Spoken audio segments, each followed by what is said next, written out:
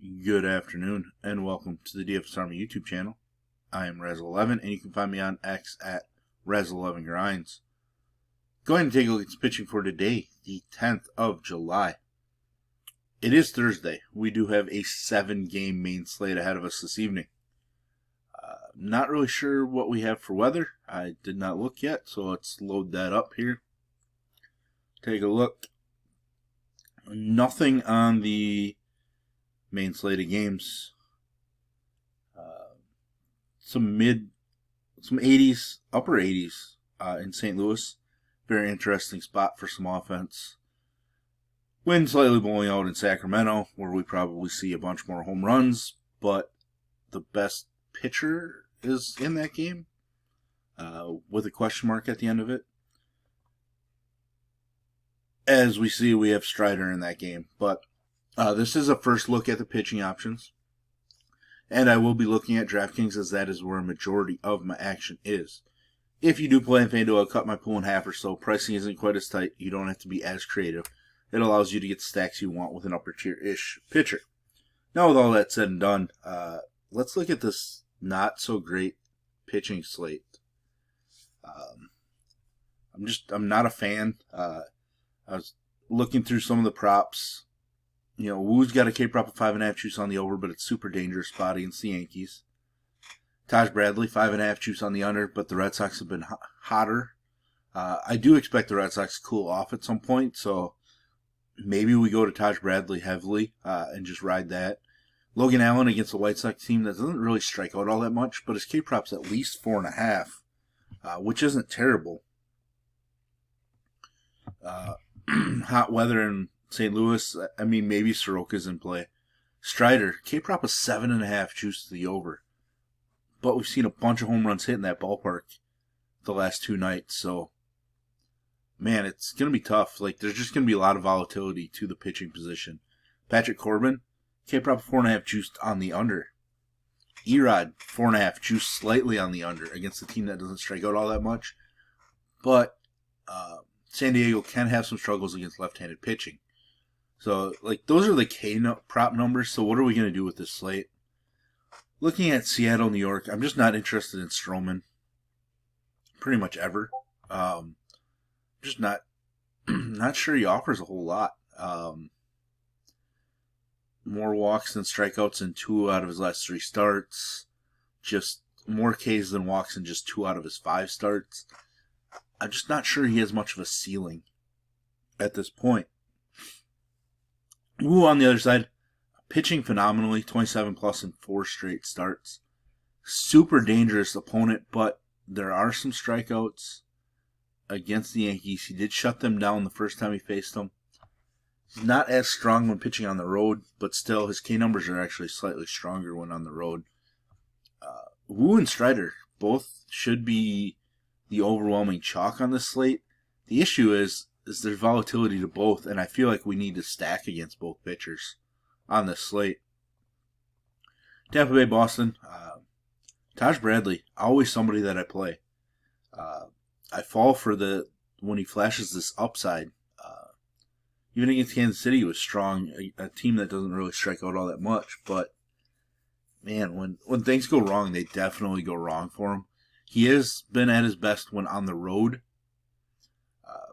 His walk rate jumps, though, but his home runs allowed go down, which you kind of expect this season given the ballpark that Tampa Bay is playing their home games in. I am going to be on Taj Bradley, but I do understand it could be a painful night by being on him. I am going to be on Walker Buehler, which, again, super painful night, but the last time he faced him, really strong. I think if you told me he gave me 23 fantasy points tonight, I probably would have 50% Walker Buehler, given the way that the slate looks to me at this point. Struck out 7, went 7 innings. He hasn't looked great the last handful of starts since then. In fact, he has just 10 strikeouts and 4 starts since then. But still, I do think Tampa Bay has struggled enough on the road that they are weak enough to where Buehler could have a solid performance. And if Brandon Lau isn't in the lineup, that definitely helps out Buehler as far as an easier out in a lineup. Cleveland, the White Sox. I'm just not going to use Jonathan Cannon, even though Cleveland has struggled enough recently. Though they did seem to wake up a little bit. Logan Allen on the other side. I'm going to get there just because of the way the slate falls. Was solid against the White Sox first time I faced him. Just 4 2/3 innings, though. He hasn't been as good on the road. But still, it is a White Sox team that is weaker. But again, I will be stacking the White Sox some just because I think the slate could kind of end up turned on its head, to be honest. I think Logan Allen's fine, given the slate. We're using 1 pitcher here, 2 here, probably Logan Allen here for 4. I'm not sure we're going to get anybody in the Washington-St. Louis game. When I use pitching against St. Louis, I generally want it to be left-handed pitcher. Soroka coming off of a rough start. But he has flashed some upside, but he's still super volatile. He's been decent on the road. His ERA is kind of elevated. Home runs, etc. But still, I'm just not sure I can get to Soroka. And I'm definitely not using Miles Mikolas. Atlanta and the A's. Strider is the guy that we're all kind of looking at tonight. What's going to happen with Spencer Strider? He's not giving up hits on the road. He's just walking too many dudes, and that's leading to some runs scored. 7 home runs allowed in the season is not too terrible, so this ballpark might not affect him, but I still think it's probably likely that he gives up a run or two via a home run.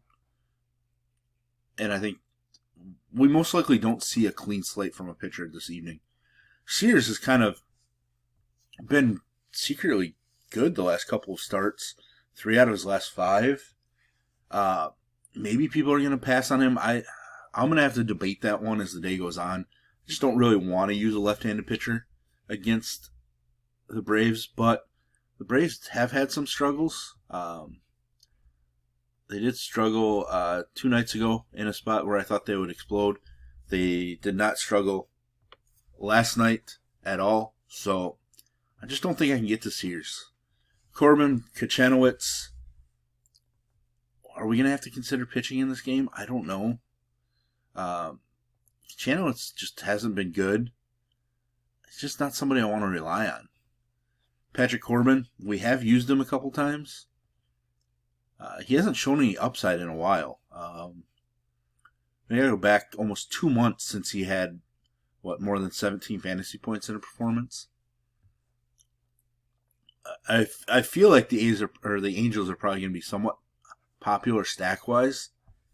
So I am intrigued a little bit because there are strikeouts. Obviously, we know the Angels strike out a ton. But, man, it's Patrick Corbin. I think we have to use him, but I just don't love it. Last game of the night, Randy Vasquez just not getting there. If the slate is won by Randy Vasquez, then so be it. I guess I'm losing. The other side, Eduardo Rodriguez. I don't really want to get there. He's super volatile. But he had 2 solid starts and 1 great start, a solid one, prior to getting absolutely knocked around by Kansas City, his last one. His overall numbers just are not good. The one good thing about him is he has big-time K upside. That's so pretty much what you're playing him for. Problem is overall San Diego doesn't strike out all that much, so what are we going to do? I would think right now he's probably the last man in my pitcher pool, but I'm probably going to end up having that decision, and it's probably 50-50, to be honest. I should really remove him, but I'm always mesmerized by the K upside that he does offer us.